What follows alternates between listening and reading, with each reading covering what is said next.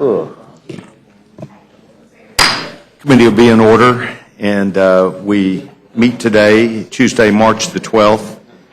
H.R. 890, Preserving Work Requirements for Welfare Programs of 2013 Act. And we welcome from the Ways and Means Committee the chairman and the ranking member, and we're delighted that you're here. And obviously, without objection, we'll take anything that you have that's in writing, and we would welcome a summary of that testimony. And we're delighted to have both you gentlemen. Chairman of the committee is recognized. Well, thank you, Mr. Chairman. In July of last year, the Obama administration's Department of Health and Human Services issued an information memorandum saying they would accept and approve applications from states seeking to waive the work requirement that's been central to the success of the Temporary Assistance for Needy Families, or TANF, cash welfare program. There are numerous problems with the administration's memorandum, which prompted the legislation before the committee today, the Preserving Work Requirements for Welfare Programs Act of 2013. Simply put, this legislation would block waivers so HHS can't undo the work requirements and the financial penalties Congress put in place in 1996 for failing to actively engage welfare recipients in work. The 1996 welfare reforms that established the current TANF program permit waivers of certain state report requirements, but current law does not allow states to waive the work requirements. A summary of the 1996 reforms prepared by the Ways and Means Committee staff immediately following the law's enactment is unambiguous on this point. It clearly states, and I'm quoting, "Waivers granted after the date of enactment of the 1996 law may not override provisions of the TANF law that concern mandatory work requirements." Historical precedent isn't on the Obama administration's side either. No prior administration, Republican or Democrat, attempted to waive the work requirements in the 16 years between the law's enactment and the July 2012 information memorandum. Following the July 2012 action, the Government Accountability Office looked into this and did not find any evidence that HHS stated it has authority to issue waivers related to TANF work requirements. In short, no administration attempted to waive the work requirements because they knew it was illegal to do so. The administration's efforts are not only misguided, they're strongly opposed by the American people. A survey last year revealed 83% support a work requirement as a condition to receiving welfare. Clearly, the best way out of poverty is a job, and it's critical that our laws both foster job creation as well as ensure welfare is always a pathway to work. That's what this legislation is about, ensuring that work and other productive activities remain a central part of the TANF cash welfare program as the 1996 reforms intended. Mr. Chairman, I also ask the committee provide for consideration of the committee print that extends the TANF program's authorization at current funding levels through the remainder of this calendar year. The TANF program provides helpful assistance to individuals as they look and prepare for work. From the time it was signed into law in 1996, it has led to more work, more earnings, less welfare dependence, and less poverty among families headed by low-income single mothers. This legislation also saves $61 million over 10 years. Because CBO recognizes the administration's waivers will weaken work requirements and increase federal spending on welfare. And before I close, I want to mention one last item. Some have said that this is a waste of time because no state has even asked for a waiver. First of all, preserving the work requirement in welfare is never a waste of time. It was good bipartisan policy when President Bill Clinton signed it into law, and it's good sound policy today. Second, if states don't even want this waiver, why are some fighting so hard to give it to them? If no one wants this policy, let's agree to wipe it off the books and be done with it.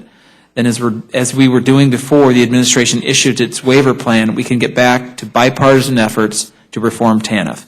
In the meantime, we should extend this important program for those who are seeking work and most need the safety net that TANF can provide, while also preventing any weakening of the work requirement. I urge this committee's support for that goal and this legislation to achieve it. Thank you, Mr. Chairman. I'll be happy to answer any questions the committee might have. Thank you very much. Mr. Levin? Well, I'm happy to be here, but I do want to express two thoughts. First of all, we're in a week where there is, I think, a renewed atmosphere, if not spirit, to see if we can find bipartisan approaches to major issues. And in that respect, I think this bill is a mistake. we really don't need to engender more bipartisan division. Secondly, let me speak as someone who worked on welfare reform, including on the conference committee. What HHS proposed was allowing states in demonstration projects to see if they could undertake further innovations to help people move to work. And as the Secretary said regarding this proposal for demonstration projects, any project would be required to increase the employment of welfare recipients by at least 20%. That was a requirement. What happened was that in the campaign of last year, it was thought advantageous to claim that this proposal would weaken the work requirements of welfare reform. And so some ads were put forth bringing this issue into the political arena. And this is what was said about it by Ron Haskins, whom some of us know, and some of us worked very actively with Ron, who was the leading Republican expert on welfare reform. And this is what he said, I quote, "The idea that the administration is going to try overturn welfare reform is ridiculous. States have to apply individually for waivers, and they have to explain in detail why the approach would lead to either more employment or better jobs for people who are trying to stay off of welfare." That's Ron Haskins. The governor of Utah wrote this to HHS last year. I quote, "Some of the TANF work participation requirements are difficult and costly to verify, while other participation requirements do not lead to meaningful employment outcomes and are overly prescriptive. Utah suggested that we be evaluated on the basis of the state's success in placing our customers in employment, and this approach would require some flexibility at the state level in the granting of a waiver." End of quotes. The Republicans in 3 years asked for broader welfare waiver authority. And this is what CRS said about these 3 bills. They would have had, and I quote, "the effect of allowing TANF work participation standards to be waived." When the ads came up last year, independent fact checkers looked at them and essentially gave them, I think, 4 Pinocchios, calling them pants on fire false. So what we really need is a clean extension of TANF and not to have a partisan battle on the floor with claims that are really not correct.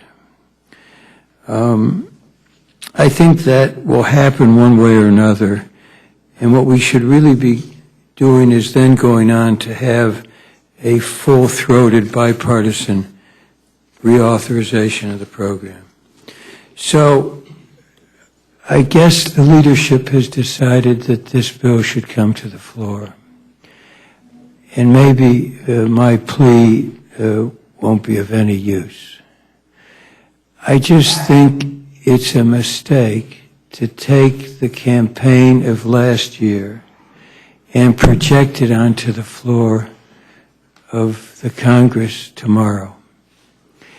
It is really going to be counterproductive. It won't go anywhere in the Senate. I think they will send off an extension, a clean bill. And then we'll sit down and talk about the bipartisan approach to strengthening the TANF program. And I speak as somebody who worked on it, who supported it, who thought that the work requirements should be strengthened. We laid out close to a dozen ways the work requirements could be met. All of them didn't require work. There was a variety of approaches that could be used. And I think to essentially say that because governors could come forth with ideas and request some flexibility, and the requirement being that they had to increase work employment by at least 20%, was undoing the work requirements, I think is fallacious and really undermines the spirit with which we should be proceeding at this sensitive time in the Congress. So that's my plea, and I thank you for listening. Mr. Levin, thank you very much. You had indicated to this committee that you did not believe that we should invoke politics in this, and the President is the one who initiated this action, and you said that you, at the time that at the time TANF was put together, that you supported work requirements. What has the President done to, if he did away with work requirements, and you're saying you do believe work requirements are important, what should, or what is the correct process that we should follow? No, because the waiver could not do away with work requirements. The waiver, the HHS said that they had to increase by 20% the number of people working. And the states would be granted some flexibility as to their implementation. There is some flexibility in the work requirements today. They're laid out. There's a variety of ways to meet the work requirements. Some of them the states consider to involve some quite onerous restrictions, or not restrictions, but requirements in terms of paperwork and the like. So essentially the HHS Secretary said, if a governor could come forth with a way that would increase the number of people going to work, we'll listen. So there was it was the opposite of undoing the work requirements. It was trying to help the states make them more effective. And the burden of implementation was basically on the states. And this issue of flexibility came up on 3 previous occasions. And I know there's some dispute as to the meaning of that. CRS said they could lead to allowance of waiver for the work requirements in welfare reform. We should not be politicizing welfare reform at this point. We should be working on a bipartisan basis within the committee, taking a hard look at where welfare reform is. We haven't really done that effectively, and seeing how we can make it even more effective. After welfare reform passed, I had some questions about it, some problems, and some of us worked with the Clinton administration and made some changes, which I think improved the bill, because there were some problems with us, including among those of us who voted for it. This is a continuing process to try to make welfare reform more effective for the people who want to go to work, who need the support while they are attempting to go to work, who sometimes need education assistance. I won't go through all the dozen or so requirements or provisions that gives the states some flexibility as to which they use. And for this administration to say, well, listen to governors if they can make the requirements even more effective, I think it's a mistake to essentially say we're going to delete that, to prevent an administration from presenting this. Thank you. Mr. Chairman, you've held a hearing on this. Did it work that way? Well, I would just say that this information memorandum, we're not even sure what that is. But that said nothing about 20%. It was only after Congress objected and objections were raised that they then came back in verbal statements and said, well, we're only going to approve waivers if they require more work. But, you know, states don't need a waiver to increase the work requirement. And so the Washington Post, in looking at that claim, said they called that a stretch. They hit a fact checker, and they said that it's not clear that the net result is that more people on welfare would end up working. Under the current welfare laws, only half the caseload needs to be in, quote, work. And work can be any of 12 things, including things like job search, community service, work experience, on-the-job training, vocational education. So half the work caseload can be a high school student getting a GED, and that can qualify as work. So the states have great flexibility already. So it's unclear what they were trying to do. It does appear as though they were going to weaken the work requirement by this information memorandum. GAO looked at this and said what they're really trying to do is a rule, and they didn't comply with the Congressional Review Act. They didn't go out the proper procedure notifying Congress. So I think it's very important that we clear the air. This is a very unclear area they've moved into. And I think we just need to make a strong statement that the work requirements are going to stay. Look, in 2005, there were changes to the work requirement because states were counting all kinds of activities as work, including things like bed rest, personal care activities, massage, exercise, journaling, motivational reading. This is a very key thing in America, in the American people. I was one of the authors of the welfare bill. I didn't just work on it. I was one of the people who wrote it. And this work requirement was a big part of this bill. And it was not something that the administration, I agree with Mr. Levin, that if we're going to make a change, we ought to do it in the open daylight, in Congress, in hearing, with legislation, with bills introduced, not in some agency letter that is really unclear what the legal effect of it is going to be. So this is about clearing the air, making it a strong statement that we believe in a work requirement and welfare if you're able-bodied. And that's what the welfare 1996 welfare law was all about.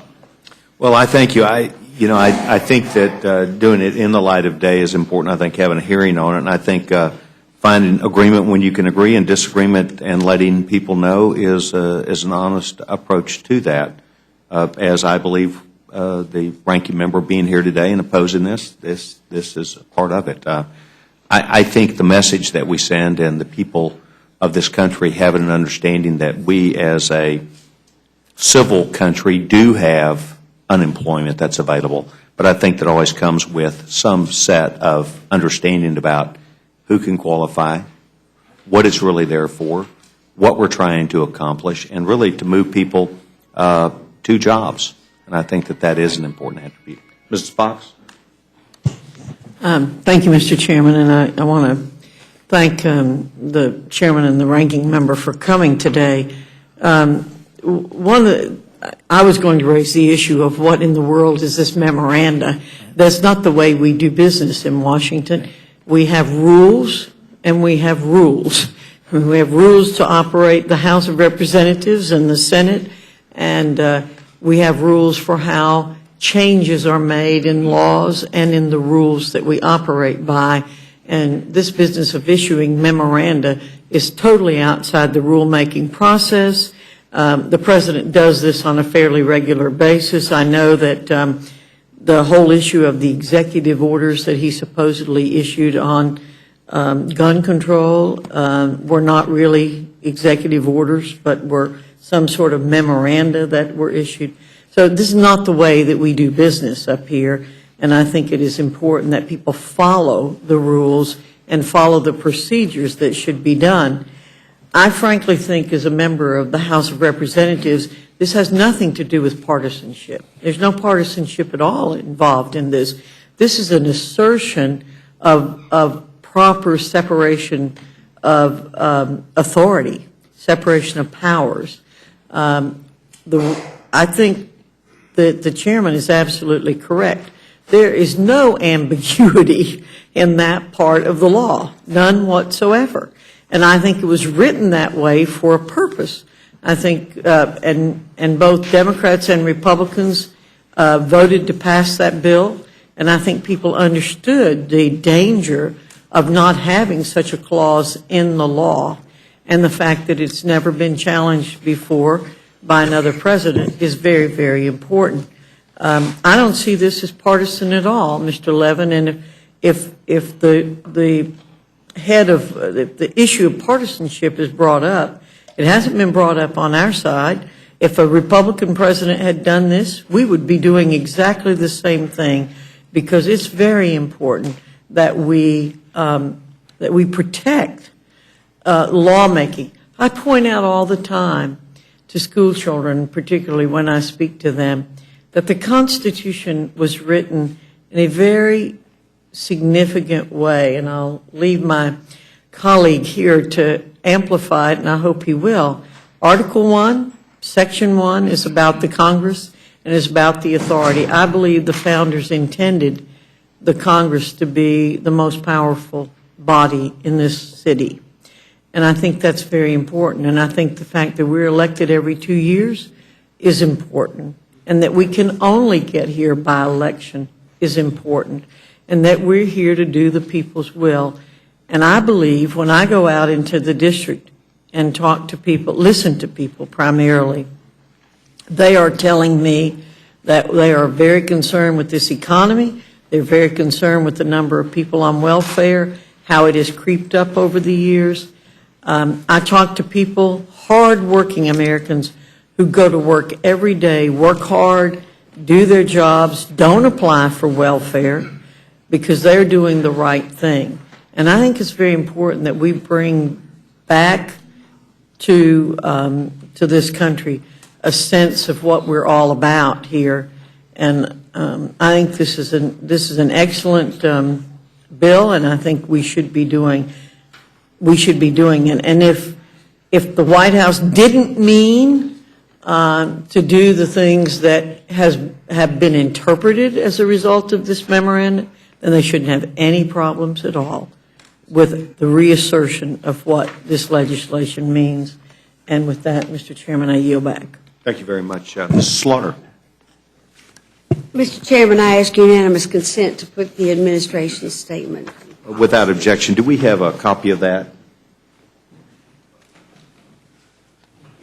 Here. Thank you very much. I just need to make sure the members on this side get that. Of course. Thank you very much. We'll have these. All right. Without objection, and a gentlewoman is recognized. Thank you.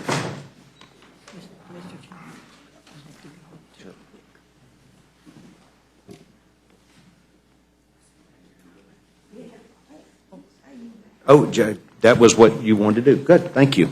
Mr. Bishop. Well, okay, I'm sorry. The gentlewoman was allowed the opportunity, and she is. Yes, ma'am. You know, got to earn our pay around here. Yes, ma'am. Yes, ma'am. Thank you, Mr. Bishop.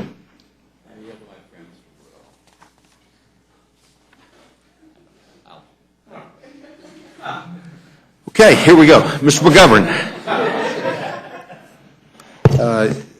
Let me thank you both for being here. I take a different approach than my colleague from North Carolina does. I do think this is a partisan initiative. I think we had an opportunity to bring something nonpartisan to the floor tomorrow, bipartisan, and get it done and move on.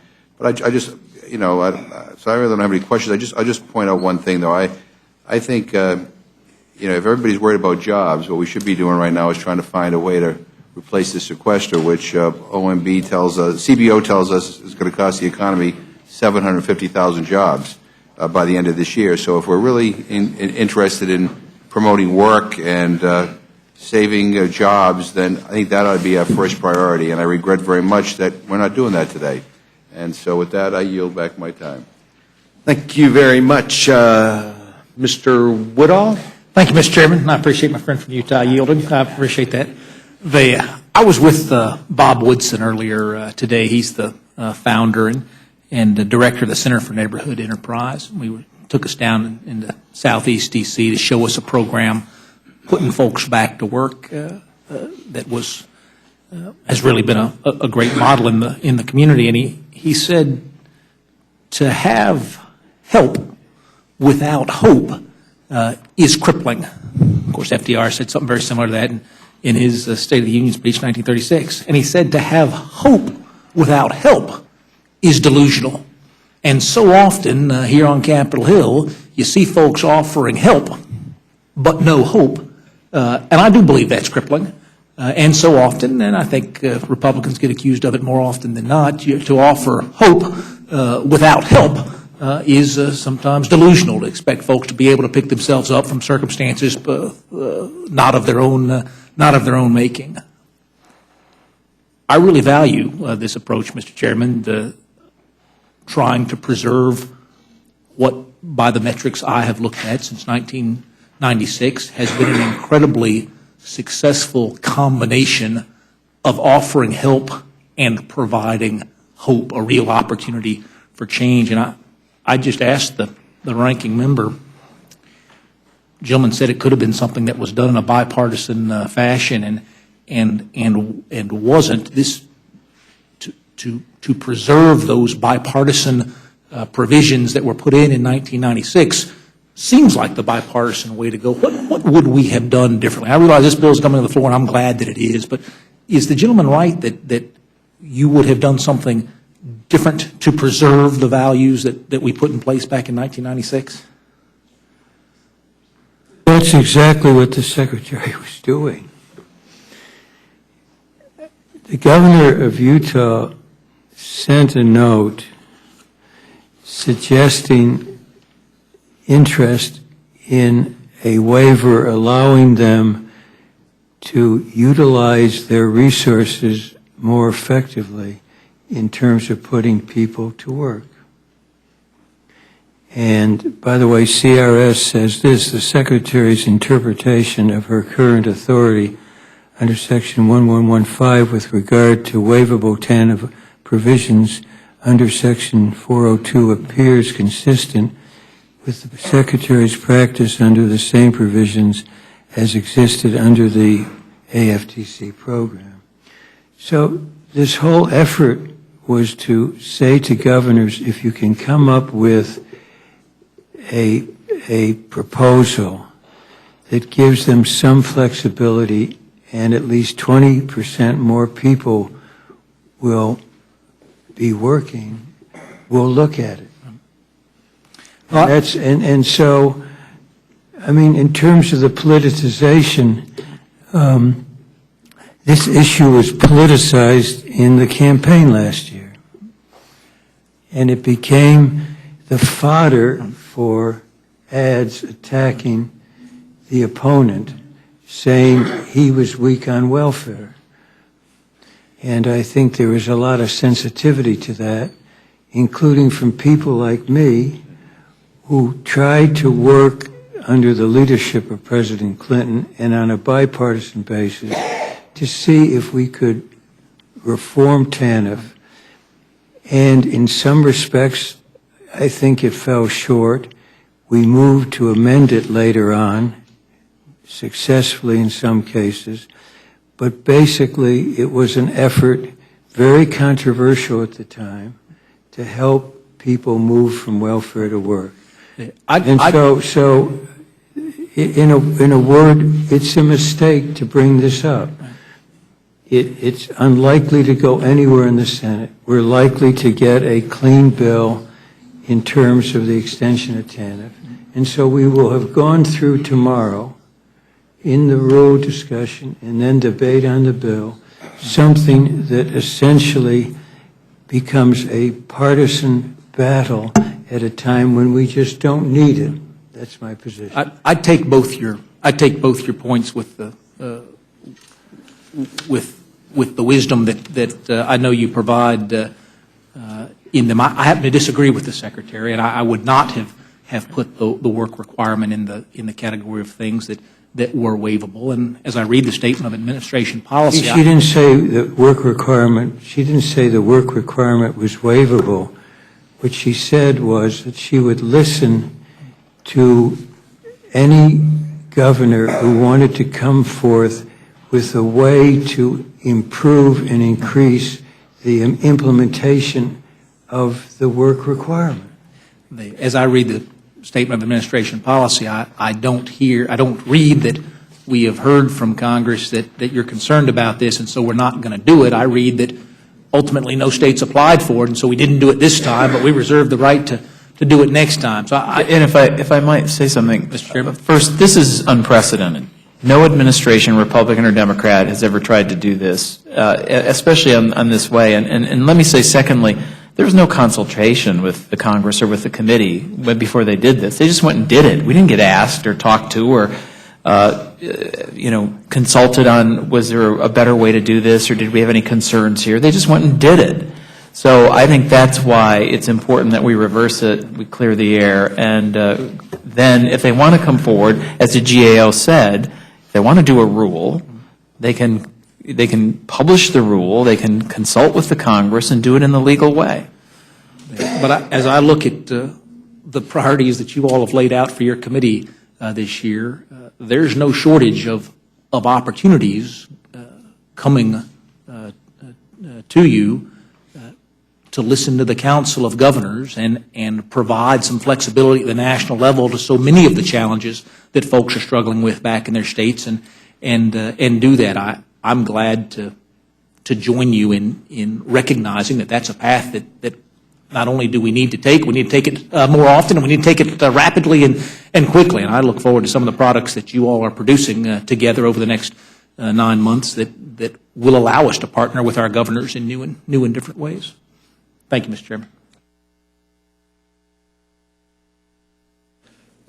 Mr. Chairman, I do I'll take the opportunity with the administration statement being in the record. I do think it needs to be said here what the administration is saying. The administration, quoting from administration policy, the administration is committed to working with the Congress and states to strengthen the nation's welfare programs to get more Americans employed and on a path to long-term self-sufficiency. Accordingly, the administration does not oppose the extension of authority and funding included in H.R. 890, Preserving Work Requirements for Welfare Programs, or Act of 2013. With respect to the provision in H.R. 890 to limit state flexibility to strengthen the Temporary Assistance to Needy Families program, the administration notes that this flexibility was requested by governors on both sides of the aisle to allow states to test new, more effective ways to place more people on a path to self-sufficiency. Ultimately, no states formally applied for state waivers, deterred in part by inaccurate claims about what the policy involves. Therefore, the limiting provision would have no practical effect on any pending application. The administration is disappointed that the bill includes the unnecessary bar to innovative welfare to work strategies. I'm sometimes baffled or often mystified that in the course of my life I have heard states' rights used in more ways than a little bit, largely by my colleagues that are Republicans both here and around the nation. It becomes clear when we are playing pure, unadulterated politics. And let me straighten Dr. Fox out. The read of the First Amendment, I don't know how, perhaps it is because she and I are older, we may have been there when they did it. But I don't think that there's anything that Jefferson or Madison or any of those people said that suggested anything other than a co-equal branches of government. There was nothing to suggest that they thought or anybody else thought that Congress would be the most powerful. They had the power if they had chosen to do that, and they did not. And therefore, it's almost off the chain to even begin thinking along those lines. Let me tell you what Bill Clinton said. He signed this welfare reform law, and I might add, in defense of the state of Florida, and I don't know whether my friend from Florida, Mr. Webster, was involved at that time. I know that my friend from Miami, Ms. Ross Lathan, and I were here, but we were both conversant with what Florida did. And Florida became sort of a model in the Panhandle, I might add, for welfare to work. But Clinton, who signed it, said, when some Republicans governors asked if they could have waivers to try new ways to put people on welfare back to work, the Obama administration listened, because we all know it's hard for even people with good work histories to get jobs today. So moving folks from welfare to work is a real challenge. And the administration agreed to give waivers to those governors and others only if they had a credible plan to increase employment by 20%. And they could keep the waivers only if they did increase employment. Now, did I make myself clear, he says? The requirement was for more work, not less. Now, someone that I know, and I know that Sandy knows, I believe Dave may very well know Ron Haskins. Ron Haskins was deeply involved as a scrivener, in part, being the staff director of the Ways and Means Human Resources Subcommittee, and one of, in my judgment, the chief architects of the 1996 Welfare Reform Law. And he said that waivers are justified, and that, and I quote him, the idea that the administration is going to try to overturn welfare reform is ridiculous. He goes on to say, and I quote him, I do not think it ends welfare reform or strongly undermines welfare reform. Each state has to say what they will do and how that reform will either increase employment or lead to better employment. And then he sticks a nail in all of this garbage that we are undertaking here today. He said Republicans are the ones who talk about giving the states more flexibility. And Romney himself talked about giving the states more flexibility. Now all of a sudden the states shouldn't get the flexibility because they're going to mess it up. It doesn't make sense, he says.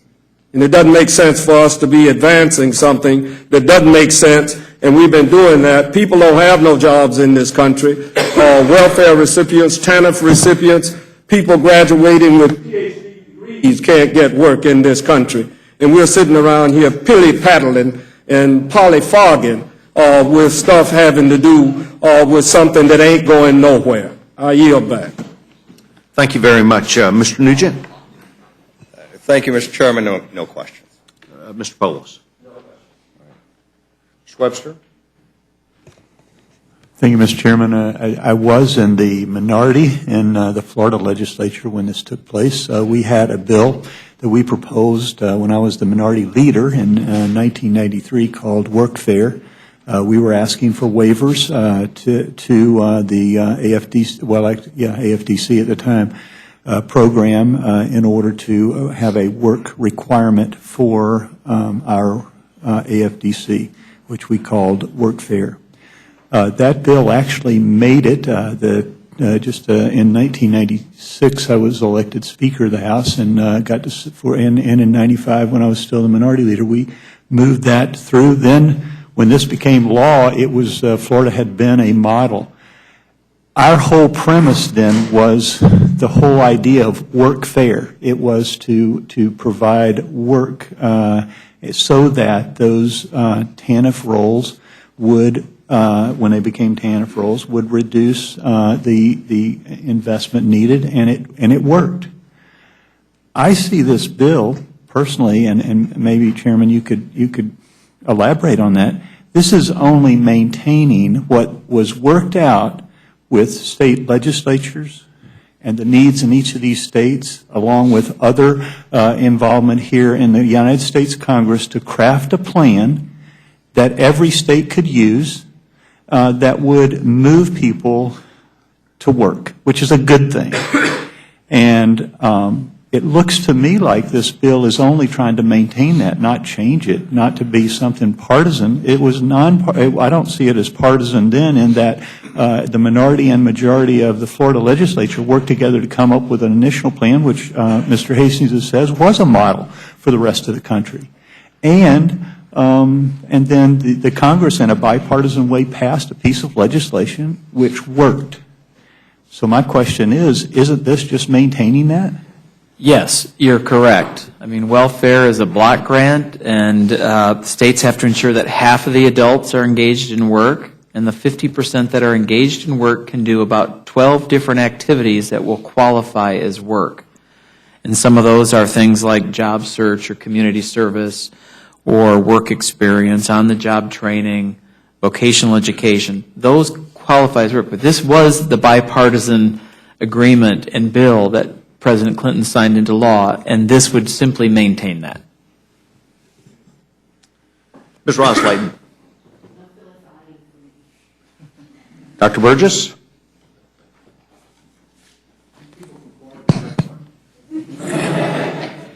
I think the term was polyfogging, which is a new one to me as well. I'm just grateful to the chairman for bringing this to us. And I was concerned last summer when the secretary, again, without consultation with the legislative branch that designed this legislation, seemed intent on restructuring it without legislative input. And I thought that was an error. I had urged our committee to look into it. I am grateful that you have done so. You're correct. There was no accountability under the Congressional Review Act. And as a consequence, it sets a very dangerous precedent for legislating without rulemaking at the level of the federal agency, and I don't think we need any more of that. So I thank you for bringing it to us, and I'll yield back my time. Thank you very much, Dr. Burgess. I want to thank both of you not only for taking time to be with us today, but for making yourself available and talking with us. As always, that is a requirement of the committee that you come and give us your best thinking, and we get a chance to do that back to both of you. I know you're busy. I know you're dealing with enormous issues and things which we expect to see before this committee in a very near future, and I want to thank both of you very much for doing that, and I appreciate it. Thank you very much, Mr. Yes, sir. Chairman. Thank you. This now closes the hearing portion of the Preserving Work Requirements for Welfare Program Act of 2013, and the Chairman will now be in receipt of a motion from the gentleman from Utah. Mr. Chairman, I move the committee grant H.R. 890, the Preserving Work Requirements for Welfare Program Acts of 2013, a closed rule. The rule provides 1 hour of debate equally divided and controlled by the chair and ranking minority member of the Committee on the Ways and Means. The rule waives all points of order against consideration of the bill. The rule provides that an amendment in the nature of a substitute consisting of the text of Rules Committee Print 113-3 shall be considered as adopted, and the bill as amended shall be considered as read. The rule waives all points of order against the provisions in the bill as amended. Finally, the rule provides one motion to recommit with or without instructions.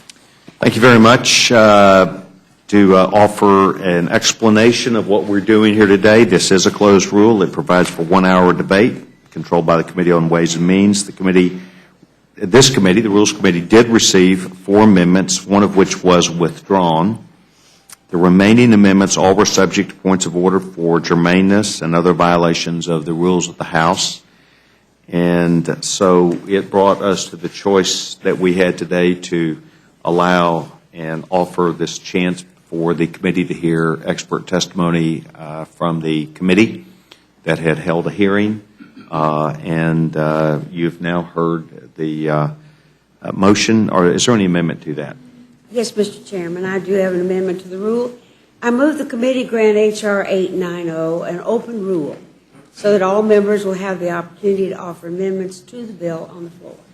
Thank you very much, and I do appreciate the gentlewoman offering this. I'm opposed to that. We're trying to do a good bit of work this week, and we're going to try and get that done, so I would offer support of a no vote. So any other further discussion about the amendment from Mrs. Slaughter? Gentleman's recognized. And if we're getting out 2 and 3 o'clock in the afternoon, why is it that we can't do open rules? I have difficulty understanding where you're coming from, Mr. Chairman. We ain't gonna do all that much work all this week. We haven't been doing that much work in this whole session, and it appears to me that we don't even understand what it means to try to create work for the millions of Americans that don't have any. Thank you very much, and I appreciate the gentleman's feedback. I think the gentleman sees that what we're trying to do is work that would go to the Senate that they have effectively picked up. We've done a good bit of work, including no work, no pay, and I think that was a great opportunity for the President to sign the bill. A further discussion, those in favor of the slaughter amendment signify by saying aye. Aye. Those no. Roll call, please, Mr. Roll call. Ms. Fox. Mr. Bishop. Mr. Bishop, no. Mr. Cole. Mr. Woodall. Mr. Woodall, no. Mr. Nugent. Mr. Nugent, no. Mr. Webster. Mr. Webster, no. Ms. Ross-Lehtinen. No. Ms. Ross-Lehtinen, no. Mr. Burgess. Mr. Burgess, no. Ms. Slaughter. Aye. Ms. Slaughter, aye. Mr. McGovern. Aye. Mr. McGovern, aye. Mr. Hastings. Mr. Hastings, aye. Mr. Polis. Aye. Mr. Polis, aye. Mr. Chairman. No. Mr. Chairman, no. Clerk report. 4 yeas, 7 nays. The amendment is not agreed to, or further amendment or discussion. Seeing none, the vote will now be on the motion that's on the floor from the gentleman from Utah. Those in favor will signify by saying aye. Those opposed, no. The ayes have it. Gentleman, I'm going to ask for a roll call vote. Ms. Fox. Mr. Bishop. Aye. Mr. Bishop, aye. Mr. Cole. Mr. Woodall. Mr. Woodall, aye. Mr. Nugent. Aye. Mr. Nugent, aye. Mr. Webster. Mr. Webster, aye. Ms. Ross-Lehtinen. Aye. Ms. Ross-Lehtinen, aye. Mr. Burgess. Mr. Burgess, aye. Ms. Slaughter. Ms. Slaughter, no. Mr. McGovern. Mr. McGovern, no. Mr. Hastings. Mr. Hastings, no. Mr. Polis. No. Mr. Polis, no. Mr. Chairman. Aye. Mr. Chairman, aye. Clerk report. 7 yeas, 4 nays. Motion is agreed to, and accordingly, the gentleman from Oklahoma, Mr. Cole, will be managing that for the Republicans, and Mr. McGovern for the minority. I want to thank everyone for being here. We do expect to meet at 3:00 p.m. tomorrow on the Skills Act, which will be offered by Dr. Fox. Any further business? Thank you.